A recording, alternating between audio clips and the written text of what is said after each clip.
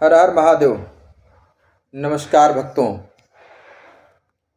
और ज्योतिष प्रेमियों, आप सभी का स्वागत है मन कामेश्वर भक्ति ज्योतिष चैनल में।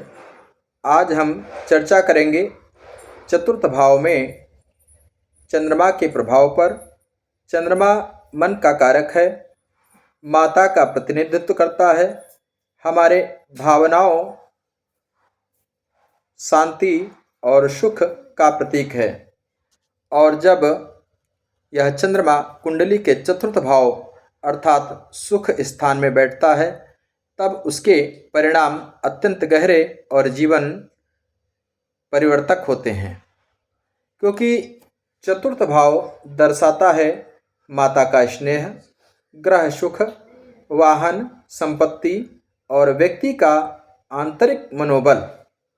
तो आइए जानते हैं कि चतुर्थ भाव में चंद्रमा व्यक्ति के जीवन में क्या फल देता है, और यदि यह ग्रह अशुभ हो जाए तो क्या उपाय करना चाहिए। तो भक्तों, चतुर्थ भाव सुख भाव कहा गया है। यह हमारी माता और घर, वाहन, भूमि, शांति, संवेदना और मानसिक स्थिरता का प्रतिनिधित्व होता है। यह भाव हमारे जीवन के भीतर की दुनिया, दूसरे भाव हमें बाहरी सुख देते हैं, पर चतुर्थ भाव देता है अंदर का सुख, यानी मन शांति। अगर यह भाव मजबूत हो तो इसमें शुभ ग्रह हो तो व्यक्ति बहुत संवेदनशील, दयालु, शांत और मातृभक्त होता है। परंतु यदि यह भाव कमजोर हो जाए या चंद्रमा अशुभ ग्रहों से पीड़ित हो तो व्यक्ति अशांत, अस्थिर और मनोवैज्ञानिक रूप से बेचैन हो सकता है। जब चंद्रमा चतुर्थ भाव में मजबूत स्थिति में बैठा हो, अर्थात अपनी उच्च राशि वृषभ में या अपनी स्वयं की राशि कर्क में, तब व्यक्ति के जीवन में निम्नलिखित शुभ फल मिलते हैं। तो मातृ सुख की प्राप्ति पहले नंबर में, तो व्यक्ति को माता का स्नेह, आशीर्वाद और मार्गदर्शन जी भर के मिलता है। माता के माध्यम से उसे आध्यात्मिक भक्ति भी मिलती है। मानसिक शांति और भावनात्मक संतुलन, अगर हम इसकी बात करें तो ऐसे जातक शांत स्वभाव के, सहानुभूतिशील और परिवार के प्रति समर्पित होते हैं। घर और संपत्ति की अगर हम बात करते हैं, सुख की बात करते हैं, तो चतुर्थ भाव में शुभ चंद्रमा व्यक्ति को सुंदर घर, वाहन और स्थायी संपत्ति का आनंद देता है। जीवन में समय समय पर घर बदलने की संभावना भी रहती है, पर हर स्थान पर सुख मिलता है। लोकप्रियता और जन सामर्थ्य की अगर हम बात करें तो चंद्रमा जब शुभ हो तो व्यक्ति जनता में लोकप्रिय होता है। समाज में उसकी पहचान एक भावुक, मातृत्वपूर्ण और करुणामय व्यक्ति के रूप में होती है। सुखद पारिवारिक जीवन, तो ऐसा व्यक्ति घर के सभी सदस्यों से प्रेम करता है और परिवार में सौहार्द बनाए रखता है। आध्यात्मिक झुकाव, तो चतुर्थ भाव में चंद्रमा व्यक्ति को भक्ति, ध्यान और देवी पूजा की ओर आकर्षित करता है। उसे जल तत्व से जुड़ी साधनाएं जैसे चंद्र गायत्री अत्यंत फलदायी होती है। और अगर हम बात करते हैं चतुर्थ भाव में चंद्रमा के प्रभाव की, तो स्थिति क्या है। अब बात करते हैं चंद्रमा पीड़ित हो तो, जैसे शनि, राहु, केतु या मंगल की दृष्टि से युक्त हो, तो चंद्रमा कृष्ण पक्ष का हो, तो परिणाम क्या होते हैं। इसके परिणाम उल्टे हो जाते हैं। क्या होते हैं।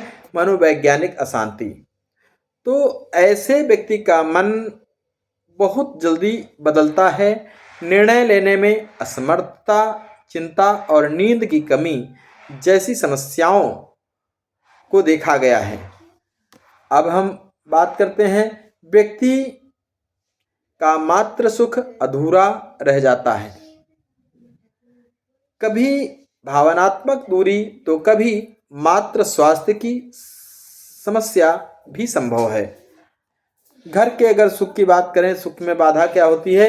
गृह क्लेश, संपत्ति विवाद या बार बार घर बदलने की स्थिति भी हो सकती है। यहाँ पर अगर हम बात करें जल तत्व रोग यानी रोग बीमारियां क्या हो सकती हैं, तो यहाँ पर चंद्रमा अशुभ होने पर जल संबंधित रोग जैसे सर्दी, खांसी, मूत्र विकार या मानसिक दबाव बढ़ जाता है। अवसाद की अगर हम बात करते हैं तो चतुर्थ भाव मन का दर्पण है और जब चंद्रमा मंद हो जाता है तो व्यक्ति भीतर से अकेलापन महसूस करता है। उसे लगता है कि कोई उसे समझ नहीं पा रहा है। अब सबसे महत्वपूर्ण अगर हम बात करते हैं तो उपाय क्या करना है ये भी जाने। यदि चंद्रमा कुंडली के चतुर्थ भाव में अशुभ है तो आपको जो हम उपाय बता रहे हैं उनको आपको करना है। तो उपाय क्या है? रोज सुबह या रात में 108 बार ओम चंद्राय नमः का मंत्र का जप करें। सोमवार के दिन विशेष रूप से इसका पाठ करें। चांदी का प्रयोग करें, यानी चंद्रमा का धातु चांदी है और चांदी की अंगूठी या चांदी का कड़ा पहने। चांदी के पात्र में जल पीना बहुत ही शुभ माना गया है। और माँ की सेवा, तो माँ की सेवा क्या है? माता की सेवा करना चंद्रमा को प्रसन्न करने का सर्वोत्तम उपाय है। माँ को खुश रखें, उनके चरण स्पर्श करें और रोज उनका आशीर्वाद लें। जलदान, अब हम जलदान की अगर बात करें तो सोमवार के दिन शिवलिंग पर जल अर्पित करें और चावल या दूध का दान करें।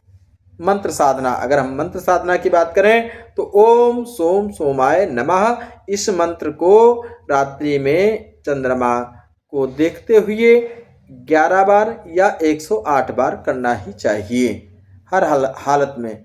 और अब हम बात करें रुद्राभिषेक, तो चंद्र दोष या मानसिक अस्थिरता होने पर रुद्राभिषेक विशेष रूप से लाभ देता है। चंद्र यंत्र धारण करने की अगर हम बात करें तो रोज 10 मिनट चंद्रमंडल पर ध्यान करें। कल्पना करें कि श्वेत ज्योति आपके हृदय में प्रवेश कर रही है और मन को शांति दे रही है।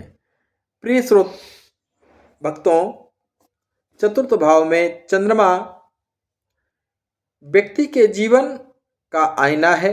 यह बताता है कि व्यक्ति अपने भीतर कितना सुख है और न कि बाहर कितना वैभव है। यदि चंद्रमा शुभ है तो छोटी सी झोपड़ी में भी शांति मिलती है और यदि चंद्रमा अशुभ है तो महल भी बेकार है, वहाँ भी बेचैनी रहेगी। इसलिए हमेशा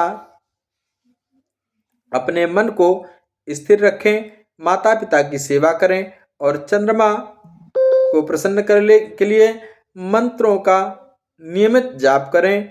आपका चंद्रमा अवश्य ही शुभ हो जाएगा।